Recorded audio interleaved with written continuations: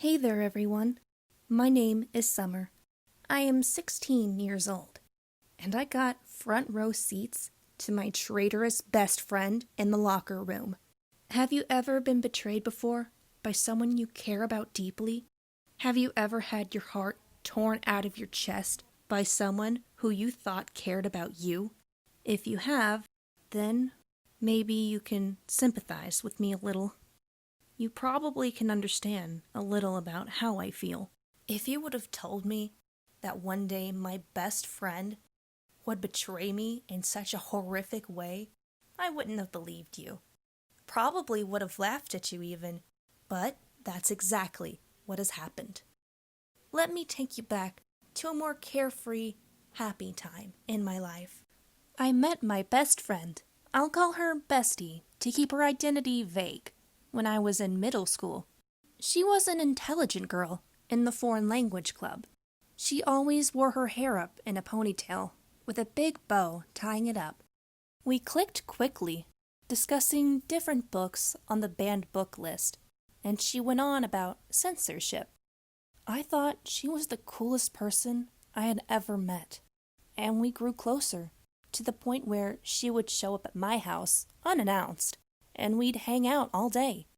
I didn't know what this intelligent girl found interesting in someone like me, but she started to build me up.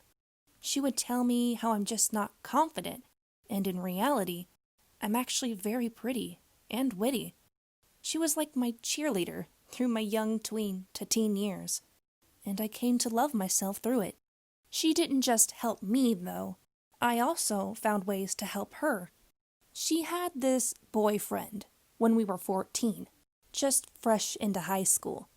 She was dating this upperclassman, and she was starstruck with how some older, pretty boy would take interest in a freshman. I could smell blood in the water, though, and I kind of launched my own investigation party. I noticed he seemed to have a lot of pretty girls hanging off him, and even caught him making out in the hall during my passing period. I wanted to sock the guy myself for daring to drag along my dear friend, but instead, I just took pictures. I reported to Bestie about his behavior and showed her the photos. I explained to her that he was a no-good womanizer and that he only wanted to take advantage of her. She was heartbroken, and I couldn't fault her for that. I remember us going home that Friday and just crying together on my bed.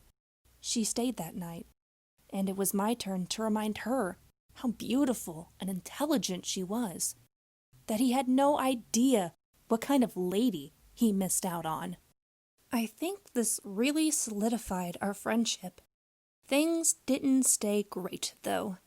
Let's fast forward 2 years, when we're both 16 and heading to gym class.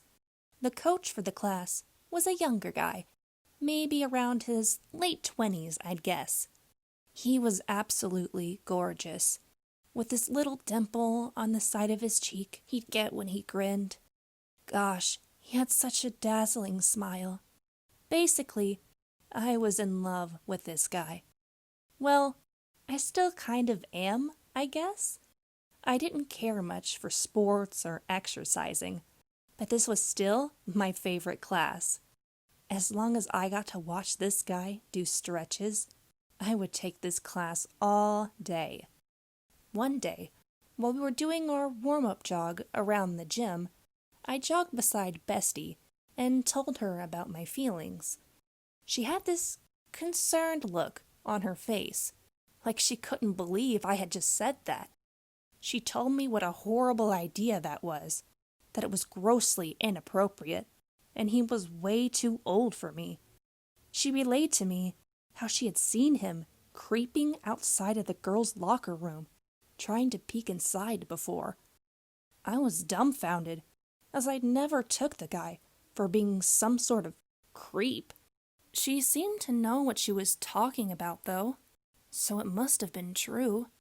I thought nothing of the conversation, only she was trying to protect me from a bad guy, like I had done for her. After that, I noticed things started to change. Bestie started to act a little strangely, out of character even. Her cute little bow was ditched, and she began wearing her hair in these deep, bouncy curls that went down her back. Her clothes went from funny little sayings on them to more high-end brands, making her look so much more mature. I figured at first she was just trying to be more like a teenager, but then I noticed how odd she was being. She would tell me she had forgotten something in her locker and sprint off. I'd stop by her locker after a minute of waiting, and she wouldn't be there. Why was she lying to me about something so trivial? I couldn't wait around for her, as the late bell would ring soon. I never knew where she went, and it bugged me for a long time. She would do this a lot, saying she needed to do something or grab something, but then she'd be gone for a long period of time. I was getting worried that maybe she was doing something bad, or she had gotten involved with the wrong group of people and was trying to fit in. She always shrugged off my questions whenever I asked her where she was going, saying she just made a bunch of detours on the way, so it took her a long time. She also seemed to become more aggressive in gym, if that's the right word for it. She was wearing these short shorts now that barely scraped by dress code. She didn't jog with me anymore, always trying to be the first one to lap the gym. She had a mean throw as well when we played dodgeball, and she seemed to be doing her best to be the best. I couldn't understand what she was trying to prove with all the fancy clothes and overachieving, but I assumed she was trying to impress someone.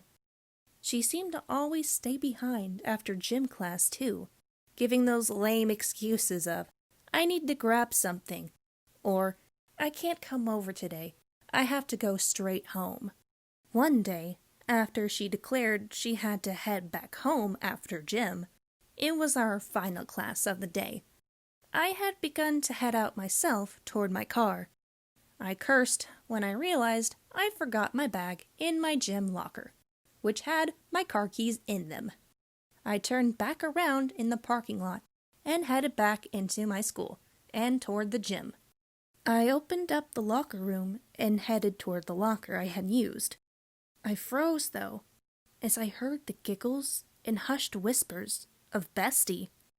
There was the quiet sound of a deeper male voice answering her back, and it suddenly started making sense.